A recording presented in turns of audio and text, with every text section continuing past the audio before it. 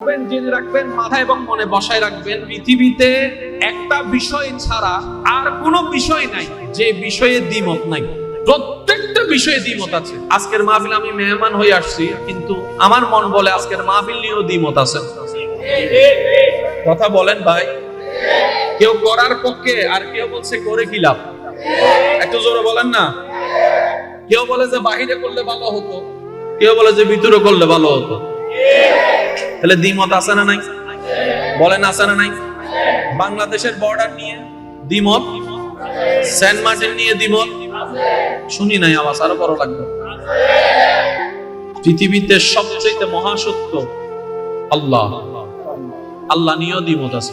একদল বলে যে স্রষ্টা আছে, আর একদল বলে স্রষ্টা। বুঝে বুঝে উত্তর দিবেন। একদল বলে স্রষ্টা আছে, যাদেরকে আস্তিক বলা হয়, আরেক দল বলে স্রষ্টা বলতে কিছু।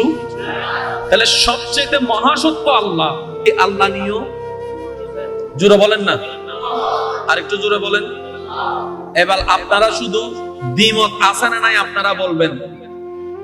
এলাকা নিয়ে দ্বিমত, চেয়ারম্যান নিয়ে দ্বিমত, এমপি নিয়ে দ্বিমত, প্রধানমন্ত্রী নিয়ে দ্বিমত, সমন্বয়ক নিয়ে দ্বিমত। না আছে এখন ছোট হয়ে গেছে, হয় না, আরো জোরে বলতে হবে। সমন্বয়ক নিয়ে দ্বিমত, ইমাম নিয়ে দ্বিমত, খতিব নিয়ে দ্বিমত, বক্তা নিয়েও দ্বিমত, দেশ নিয়ে দ্বিমত, স্বাধীনতা নিয়ে দ্বিমত, ইন্ডিয়া নিয়ে দ্বিমত, পাকিস্তান নিয়ে দ্বিমত, আসমান নিয়েও দ্বিমত, জমিন নিয়েও দ্বিমত, স্রষ্টা নিয়েও দ্বিমত, নবী নিয়েও দ্বিমত, রাসূল নিয়েও দ্বিমত, মৃত্যু নিয়ে দ্বিমত। প্রত্যেকটা জায়গায় সবাই একমত, একদিন মরতে হবে। সুবহানাল্লাহ করো যে হইল না না না, এটা হইল তো না, আরো আস্তে করে হমসে সুবহানাল্লাহ। আপনি মানেন কিংবা না মানেন আপনার ব্যক্তিগত ব্যাপার। বউ নিয়েও দ্বিমত আছে, জামাই নিয়েও দ্বিমত আছে। নিয়ে নগরী বললে ভালো হইতো। কথা বলেন না রে ভাই, একটা আওয়াজ। আচ্ছা, আপনারা কি সবাই আমার আওয়াজ ক্লিয়ার শুনতে পাচ্ছেন?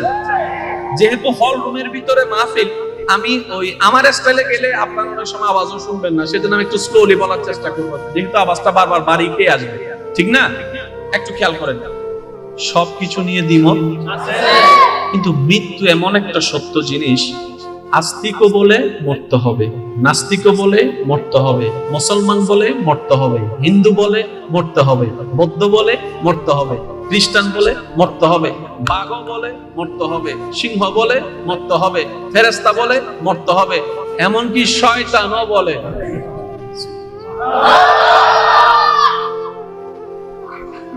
এই একটা বিষয় এক জায়গায় রাখেন।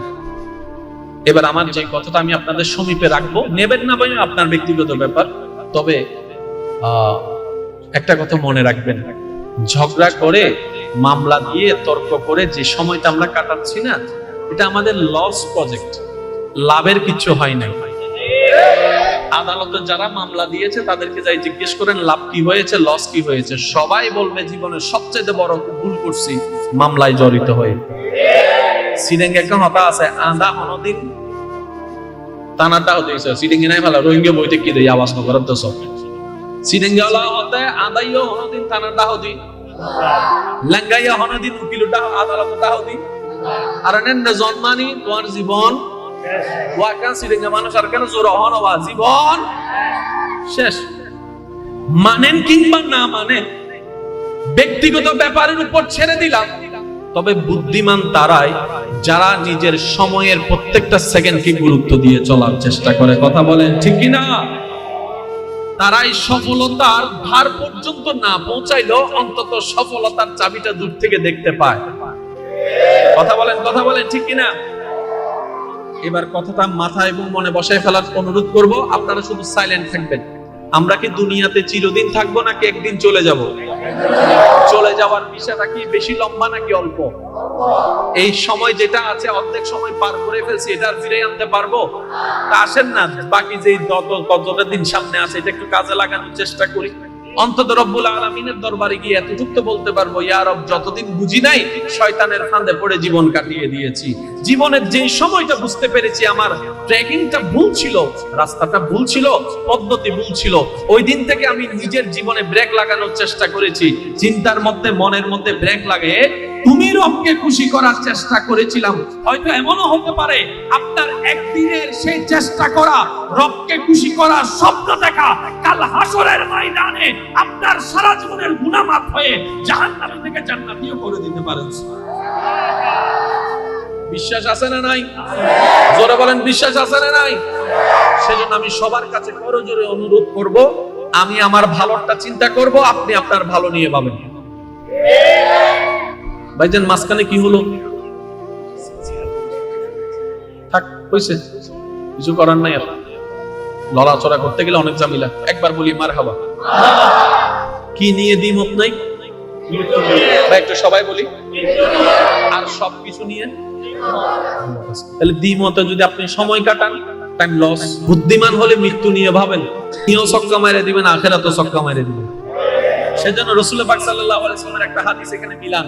রাসূল পাক সাল্লাল্লাহু আলাইহি ওয়াসাল্লাম বলছে, দিনে প্রত্যেকটা দিন মৃত্যুর কথা স্মরণ করো, প্রতি সেকেন্ডে মৃত্যুর কথা স্মরণ করো। ইয়া রাসূলুল্লাহ, এত কিছু টাকা কেন স্মরণ করতে বললেন? রাসূল বলেন, মৃত্যু এমন একটা সত্য যেটা নিয়ে কারো কোনো দ্বিমত নাই। মৃত্যু এমন একটা সত্য যেটা চিন্তা করলে লোভী অন্তর থেকে লোভ বের হয়ে যায়, হিংসুকের অন্তর থেকে হিংসা বের হয়ে যায়, অহংকারীর অন্তর থেকে অহংকার বের হয়ে যায়, রাগের অন্তর থেকে রাগ বের হয়ে যায়। তো লাভটা কি হবে? বলে যে হিংসা যখন মুক্ত অন্তর হয়ে যাবে, তোমার প্রত্যেকটা সিজদা দামি দামি হয়ে, চাইতে দামি হয়ে যাবে। লোভ যদি বের হয়ে যায়, সমাজ তোমার দ্বারা কল্যাণে উপকার লাভ করবে। বলেন সুবহানাল্লাহ। সেজন্য মনে রাখবেন, এখানে অনেক আমার শিক্ষিত সমাজের ভাইয়েরা আছেন, মাইকের আওয়াজও শুনছেন, আমার অনেক ভাই বোনেরা আছেন। আজকে একটা কথা মনে রাখবেন, ইসলাম পৃথিবীর বুকে ইসলামের মতো স্বচ্ছ, সুন্দর, স্ট্যান্ডার্ড আর কোন ধর্ম। এই ইসলামকে জানার চাইতে বেশি দরকার বুঝা। কি বলেছি? জানার চাইতে বেশি দরকার। যে যত বেশি বুঝতে পারবে, তার কলব তত বেশি আলোকিত হতে থাকবে। সুবহানাল্লাহ, আর একটু জোরে। এটা আমরা আপনাদেরকে সুবহানাল্লাহ বলতে বলি, অনেকে দেখবেন যে পাশে থেকেও বলে না, উনি মনে করে কি আমি বলি না। না, আপনাকে শয়তান নিয়ে বলতে। কারণ বান্দা যদি সওয়াব কামায়, খুশি হয় রহমান, নারাজ হয় শয়তান। তো শয়তানে তো চাইবে আপনি না বলেন। শয়তানের গালে জুতার বাড়ি দিয়ে একবার বলেন তো সুবহানাল্লাহ। এই আওয়াজটা শুনতে কেমন লেগেছে? খারাপ না ভালো? আপনাদের যেটা ভালো লাগছে, শয়তানের সেটা ফেট কামড়াচ্ছে। তো শয়তানকে যারা লাথি মারার ইচ্ছা আছে, তারা মন খুলে খুলে বলেন সুবহানাল্লাহ। মাশাআল্লাহ। এটা আছে না নাই? আশেপাশে আছে না নাই? নাই বা আল্লাহ তো মনে আছে দেন না। শুনলে শুনুক না, তুই রাগ করলো আমাদের কি? আমার রহমান খুশি হলে আমাদের জীবন পার হয়ে যাবে। কথা বলেন ঠিক কি না? ইসলাম কি জানার বেশি দরকার না বুঝার বেশি দরকার? জানাই যখন অহংকার নিয়ে টক্কর লাগে, যুবক ভাইরা এই শব্দটা মাথায় রাখবেন। জানাই যখন অহংকারের সাথে টক্কর লাগবে, সেখান থেকে আগুন বের হবে। যে আগুনে নিজেও জ্বলবে, এলাকাও জ্বলবে, সমাজও জ্বলবে, দেশও জ্বলবে। আর জানা যখন আদবের সাথে টক্কর লাগে, তখন সেখান থেকে এলম বাইর হয়।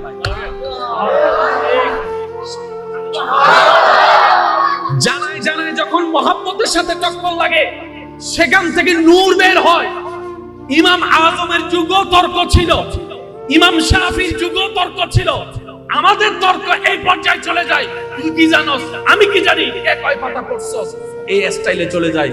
আর ইমাম আবু হানিফার সামনে যখন তর্কে যেত, হুজুর বলতেন আমি কিছু জানি না, আমি ছোট মানুষ, আমি অজ্ঞ মানুষ, আমি মূর্খ মানুষ। সুবহানাল্লাহ বলে না? ইমাম শাফি বলে আমার জ্ঞান তেমন কিছু নাই, আমি জানি না প্রশ্নের উত্তর। আমার ভাইকে জিজ্ঞেস করেন, নিজের ছোটকে জিজ্ঞেস করে, ভাই আপনি বলেন। উনি বলে যে আপনি বলেন। বড় বলে ছোটকে আপনি বলেন, ছোট বলে বড়কে আপনি বলেন। দুজনের আদব দেখে বেঈমান পর্যন্ত ঈমান এনে ফেলেছে, এমন ঘটনা আছে। সুবহানাল্লাহ। থেকে লড়ে গেলে সব শেষ। যে বিল্ডিং এর নিচে আমি বসে আছি, এখানে অনেকগুলা পিলার আছে। আপনার ঘরও পিলার আছে, এই ঘরও, কিন্তু দুই পিলারের মধ্যে অনেক পার্থক্য আছে। আপনাদের ঘরে দেখবেন মাঝখানে পিলার আছে, এখানে মাঝখানে নেন না কেন? বলে যে মাঝখানে ফিলার দিলে যে কারণে এটা বানাইছি কারণটা সুন্দর হবে। তো উনি ইঞ্জিনিয়ারের সাথে কথা বলে কি করলেন, কয় উইথাউট পিলার কি করা যায় সেটা বল। কথা বলেন না ভাই? এটা বানানোর সময় কিন্তু আমি ছিলাম না, বলছি মিলে কিনা দেখেন। তখন ওনারা লিঙ্টার দিয়ে টান দিয়ে টানা হিসেবে, একটু জোরে বলেন না রে ভাই। অনেক সময় আপনারা পিলারের বাইরে যে সামসিট বের করেন 1 ইঞ্চি 2 ইঞ্চি, যেগুলো কোনো ক্ষতি হয় না, আপনি যদি 2 হাত সামসিট বের করেন আপনাকে পিলারটাও সেভাবে দিতে হবে, টানাটাও সেভাবে দিতে হবে। প্রত্যেকটা কিছুর একটা সিস্টেম আছে না নাই? আপনি তর্ক করলে কি সিস্টেম পাল্টাই যাবে?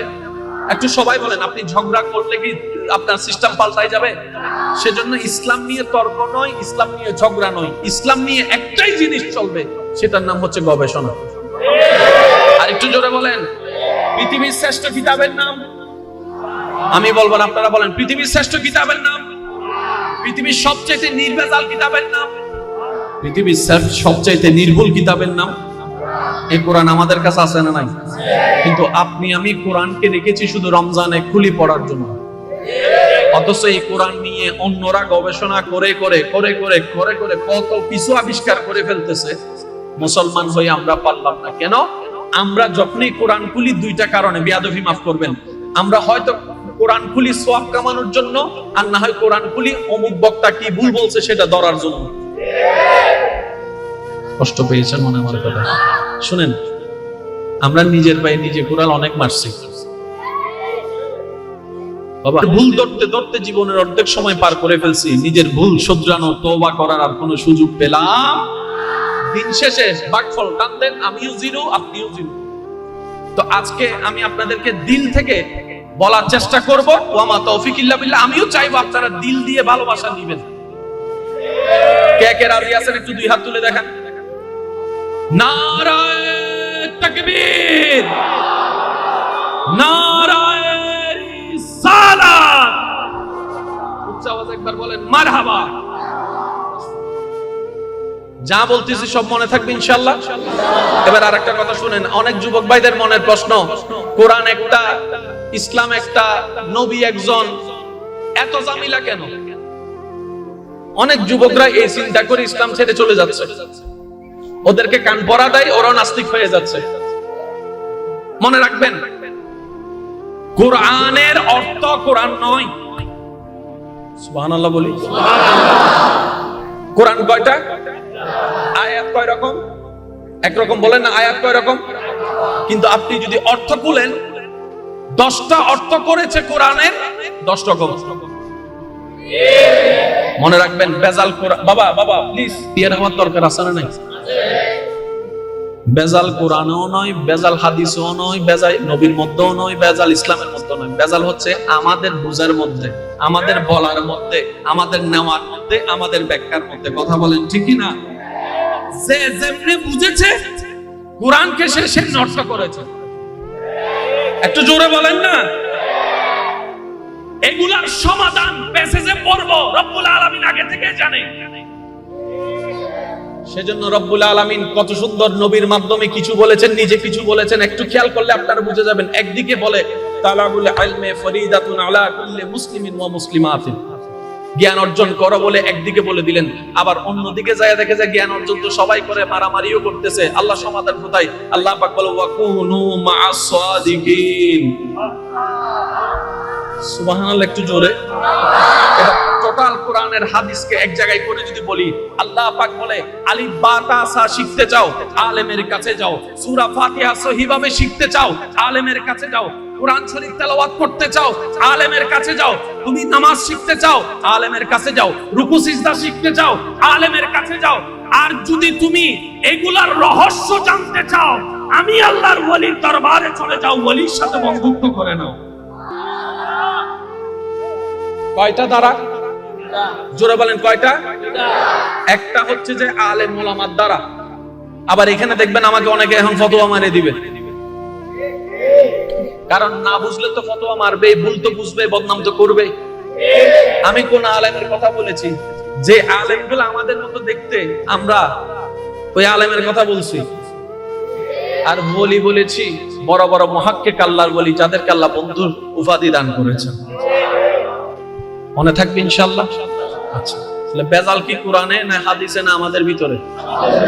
এই আওয়াজ কি সুরগি আগে এই জায়গা একটু ক্লিয়ার হয়, তাহলে অনেক জায়গায় ক্লিয়ার হবে। বেজাল কোথায়, ইসলামে না আমাদের ভিতরে? দোষ কার? আর যে দোষী সে সবসময় মাথা নিচু করে রাখতে হয়। দোষীর আওয়াজ থাকবে নিচে, দোষীর চোখ থাকবে নিচে, দোষীর মাথা থাকবে নিচে।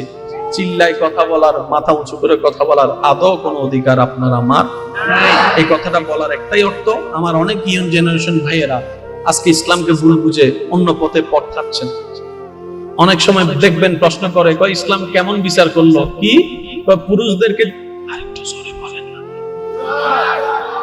মেয়েদেরকে দিছে, এটা তো ঠিক করে নাই। উনি জেনেছে, বুঝে নাই। একটু জোরে বলেন না, উনি জেনেছে, বুঝে। এবার বলেন, আপনার বাবা আমার বাবা সম্পত্তি যেটা পাইছে সেটা কি নানার না দাদার? ইন্নামা দারুজুর রহনা ভাই। কিন্তু আপনার মা আমার মা দাদার বাড়ি থেকে কিছু পাবে কি পাবে না? নানার বাড়ি থেকে পাবে। এক এক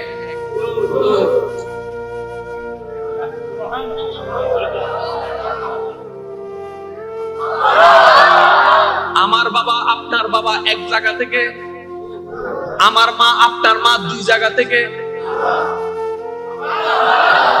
আরো জোরে, আরো জোরে। ইসলাম এমন ভাবে দিয়েছেন, ধরতে গেলে পুরুষের তুলনায় নারীর পাওয়ার বেশি হয়ে গেছে। কেন? আমার বাবার ক্ষমতা এই জায়গায়, আমার মার ক্ষমতা এই জায়গায়ও ওই জায়গায়ও। সুবহানাল্লাহ না হর।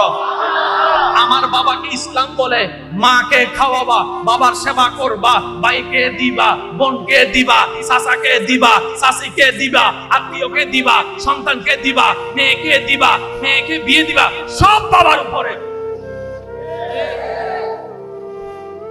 সেই জায়গা থেকে আল্লাহ মাকে সরায় রাখছেন। এবার বলেন, উনি কারণে মনে রাখবেন ভাইরা, বুঝ যদি ভালো না থাকে না, সংসারও টিকে না। বুঝ যদি ভালো না থাকে, সংসার টিকে না, বন্ধুত্ব।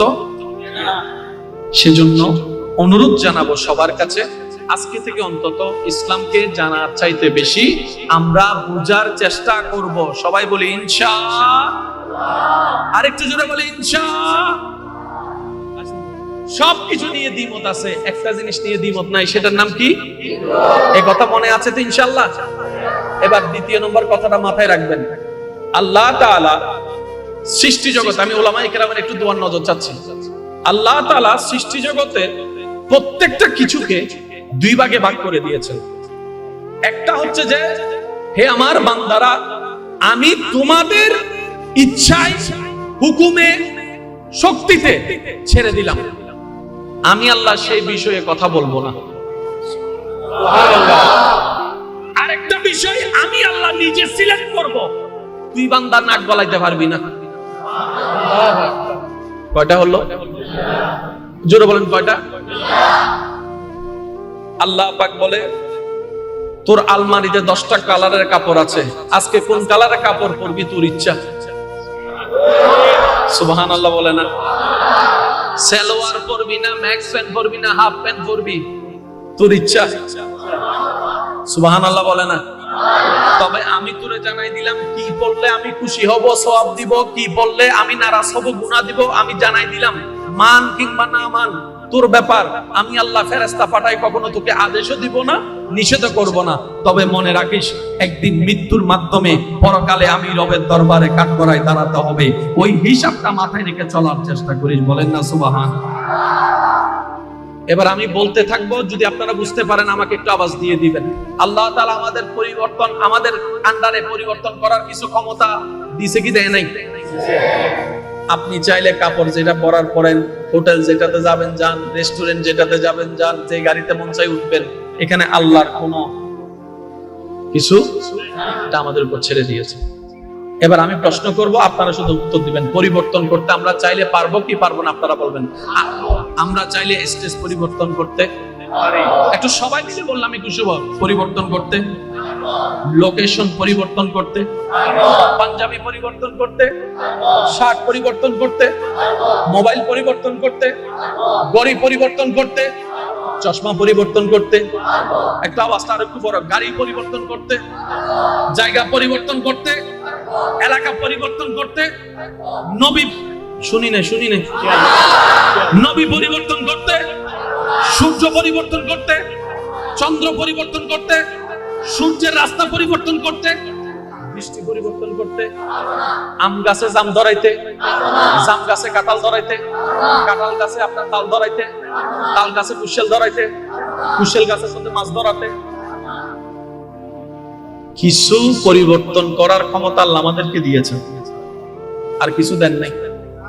রব বলে যে চেয়ারম্যান তুই যারে মন চায় তারে বানা, তোর যারে মন চায় ভোট দিয়ে এমপি বানা, আমি আল্লাহ কিছু বলবো না। কিন্তু নবী যারা হবে তারা তোদের পছন্দ নয়, আমি রব পছন্দ করে বানাবো। সুবহানাল্লাহ, একটু জোরে বলি। নবীর লিস্টিতে কার নাম থাকবে আমি রব্বুল আলামিন সিদ্ধান্ত নিব। নবীদের ভিতরে রাসূল কাদেরকে বানাবো আমি রব সিদ্ধান্ত নিব। নবুয়ত কাদেরকে দিব আমি রবের সিদ্ধান্ত। কিতাব কাদেরকে দিব আমি রবের সিদ্ধান্ত।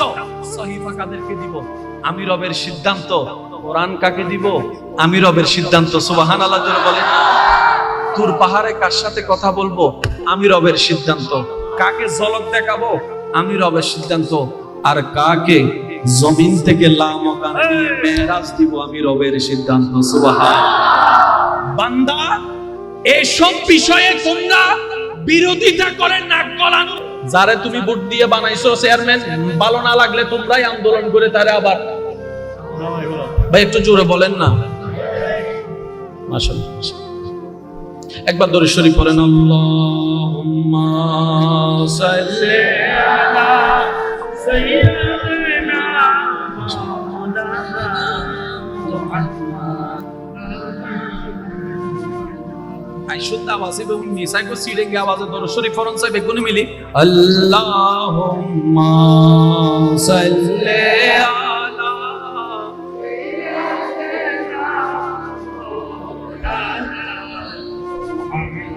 وعلى آل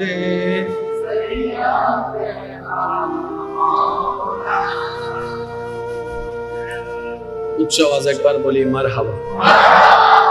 এই নীরবতা দিয়ে আমাকে একটু সাপোর্ট দেন, কারণ জিনিসটা বোঝার দরকার। এমপি তোরা বানা, নবী আমি বানাবো। একটু জোরে। মন্ত্রী তোরা বানা, রাসূল আমি বানাবো। আল্লাহ নবীটা আমাদের ভোটের উপর ছেড়ে দাও।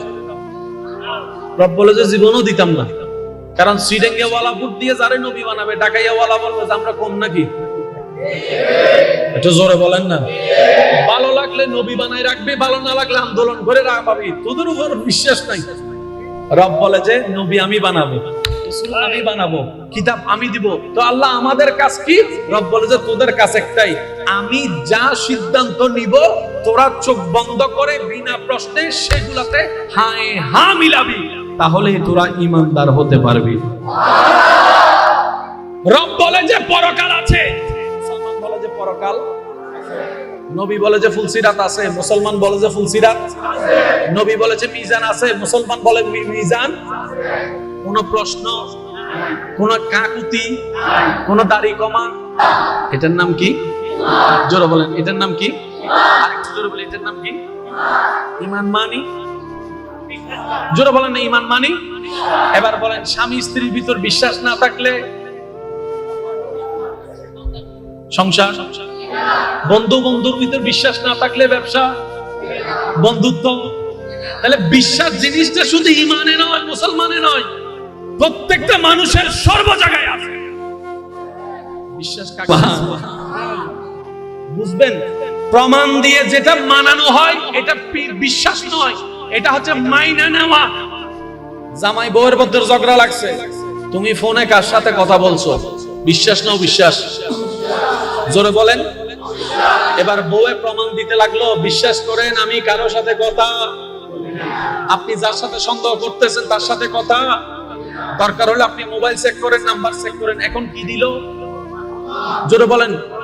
প্রমাণটা পাওয়ার পরে স্বামী বুঝতে পারলো আমি ভুল বুঝেছিলাম, আমি ভুল মনে করেছিলাম। সত্যি করে বলেন, ওই দিন থেকে আগের ভালোবাসা থাকবে? শুনি নাই আমি। প্রমাণ কিন্তু দিয়েছে সত্য, প্রমাণও হয়েছে, বউয়ের কোনো দোষ নাই, কিন্তু আগের সম্পর্ক। বুঝাইতে পারছি আমি কথাটা? আল্লাহ আমাদেরকে কি সৌভাগ্যবান বানিয়েছেন দেখেন। নবী একবার বলছে পরকাল আছে, সব মুসলমান বলে যে আছে। একবারও কেউ জিজ্ঞেস করে না ইয়া রাসূলুল্লাহ কবরে এখনো যাই নাই, মুসলমান বিশ্বাস করে কবরে প্রশ্ন আছে। জগৎ জিজ্ঞেস করে, আমরা তো সামনাসামনি আইনুল ইয়াকিন চোখের প্রমাণ দেখলো মানতে চাই না। তোরা মুসলমান কেমন জাতি? নবী বলেছে তোরা মেনে নিয়েছিস, মুসলমান বলে যে সেজন্য আমরা মুসলমান। মনে থাকবে ইনশাআল্লাহ। সব জায়গায় গুতাগুতি করা ঠিক, আর বেশি গুতাইলে থেকে কিছু বাইরে বেশি গাঁড়াগাড়ি হলে কি বাইরে হয়? কিচ্ছু বাইরে গেলে তো সমস্যা আছে ভাই। আল্লাহ আর একখানা বুঝিবে তৌফিক দান করুন। এমপি বানানোর দায়িত্ব, নবী বানানোর দায়িত্ব, একটু জোরে বলতে হবে। চেয়ারম্যান বানানোর দায়িত্ব, রাসূল বানানোর সিদ্ধান্তে কোনো ভুল নাই। আমি বলতে থাকবো, আপনাদের ঈমানের সাথে যদি মিলে আপনারা সুবহানাল্লাহ বলেন। কোন আল্লাহ? যিনি হ বললে হয়ে যায়। কোন আল্লাহ? যিনি আসমানকে নিখুঁতভাবে পিলার ছাড়া ছাদ বানিয়ে রেখেছেন। কোন আল্লাহ? যিনি কোনো প্রকার বেস ছাড়া পুরো পৃথিবীকে পানির উপর বাসায় রেখেছেন। কোন আল্লাহ? যিনি হাজারো মেগাপিক্সেলকে ফেল করে চোখের মধ্যে 560-এর বেশি মেগাপিক্সেল দান করেছেন। কোন আল্লাহ? যিনি কোনো প্রকার মেশিন ছাড়া আপনার কিডনির মাধ্যমে আপনার শরীরের উপকার করে যাচ্ছেন। কোন আল্লাহ? যিনি কোনো প্রকার সুইচ ছাড়া প্রতি সেকেন্ডে আপনার হার্টবিটকে বারবার পাম্প করতেই আছেন। কোন আল্লাহ? যিনি চাইলে পাথর থেকে ওট জীবিত ওট বের করে দেখাতে পারেন। কোন আল্লাহ? যিনি চাইলে বাবা ছাড়া ঈসা নবীর মতো সন্তানকে দুনিয়াতে এনে আবার সম্মানের আসনে বসিয়ে নবী হিসেবে প্রকাশ করে দিতে পারেন। সেই আল্লাহ যাদেরকে বাছাই করছেন, ওনারাই নবী, ওনারাই রাসূল। তাহলে সেই আল্লাহর বাছাই আপনাদেরকে বেশি কষ্ট দিয়ে ফেলছি? আমি আপনাদের গরম লাগছে মনে হয় বেশি না? তাহলে আল্লাহ যেহেতু সিদ্ধান্ত নিয়েছে কিনা আমার নাক গলানোর দরকার, শুধু নাক না, চিন্তা করারও দরকার। এবার আমি বলতে থাকবো, আপনারা শুধু একটু জোরে জোরে সুবহানাল্লাহ বলতে পারবেন ইনশাআল্লাহ? স্যার কেমনে করে বলবেন দেখি? মাশাআল্লাহ। মুসা নবীর উম্মত, ঈসা নবীর উম্মত, তাহলে চুপ করে থাকবেন? নবী রাহমাতুল লিল আলামিনের উম্মত, সবাই মিলে বলেন সুবহানাল্লাহ। এদিকের আওয়াজ সহ আরো লাগবে। মাশাআল্লাহ। সমস্ত সৃষ্টিতে আল্লাহ বাছাই করেছেন মানব জাতি। মানব জাতির ভিতরে আল্লাহ বাছাই করেছেন আস্তিকদেরকে। আস্তিকদের থেকে বাছাই করতে করতে করতে করতে করতে করতে করতে করতে করতে আল্লাহ কিছু বান্দাদেরকে আলাদা করেছেন আমাদের সবার থেকে। আলাস্তু বিরাব্বিকুম মিটিং এর পরে, সুবহানাল্লাহ বলেন না? আলাস্তু বিরাব্বিকুম মিটিং যেটা হয়েছে ওইটার পর আল্লাহ কিছু বান্দাকে আলাদা করেছে। এই তুমি এদিকে আসো, তুমি এদিকে আসো, তুমি এদিকে আসো, তুমি এদিকে আসো। ওনারা বলে আল্লাহ কেন? আল্লাহ কেন? রব বলে যে সমস্ত বান্দার ভিতরে আমি তোমাকে বাছাই করলাম। আরেকটু জোরে। সমস্ত বান্দার ভিতরে আমি তোমাকে বাছাই করলাম। যাও, আমি তোমাকে মুসা বানাইলাম, আমি তোমাকে ঈসা বানাইলাম, আমি তোমাকে দাউদ বানাইলাম, আমি তোমাকে ইউসুফ বানাইলাম, আমি তোমাকে ইসহাক বানাইলাম, আমি তোমাকে আমার নবী ইউনুস বানাইলাম, আমি তোমাকে ইসহাক বানাইলাম, আমি তোমাকে দানিয়াল বানাইলাম, আমি তোমাকে ইমরান বানাইলাম। কোরআন সেই দৃশ্যকে উল্লেখ করে বলে ইন্নাল্লাহ আস্তাফা আদামা, ইন্নাল্লাহ আস্তাফা আদামা। সমস্ত বান্দার ভিতরে আল্লাহ নবী বানানোর জন্য আদমকে বাছাই করলেন। আদম তুমি নবী, মুসা তুমি নবী, ঈসা তুমি নবী, সুবহানাল্লাহ।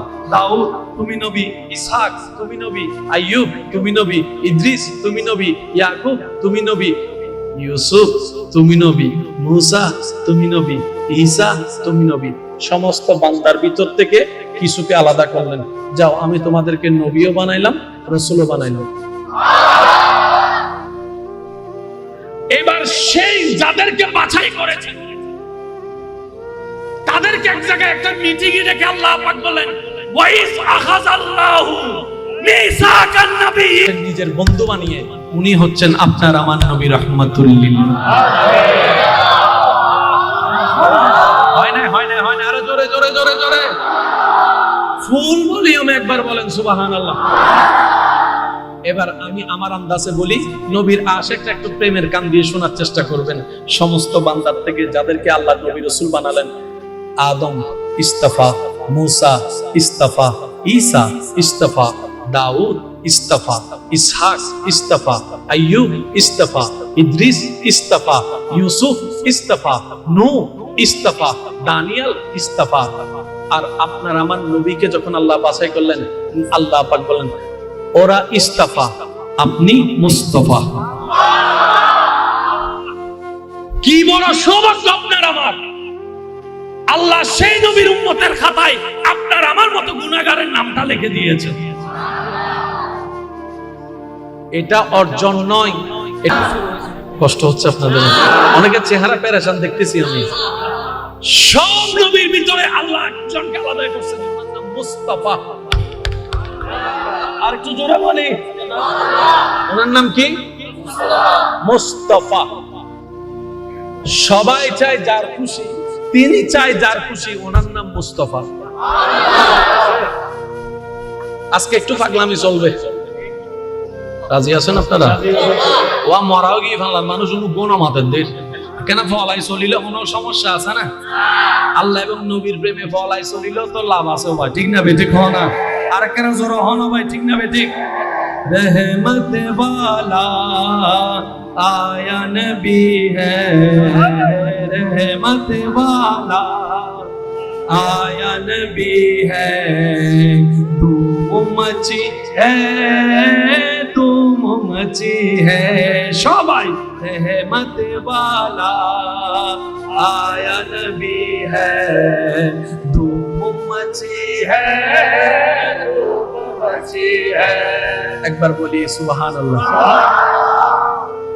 একজনকে বাছাই করছে সবার ভিতর থেকে, অনেকজন, ওই অনেকের ভিতর থেকে একজন। এটা যারা গণিত নিয়ে ভালো পড়ালেখা করে ওনারা বুঝতে পারবে, একের বড় দাম।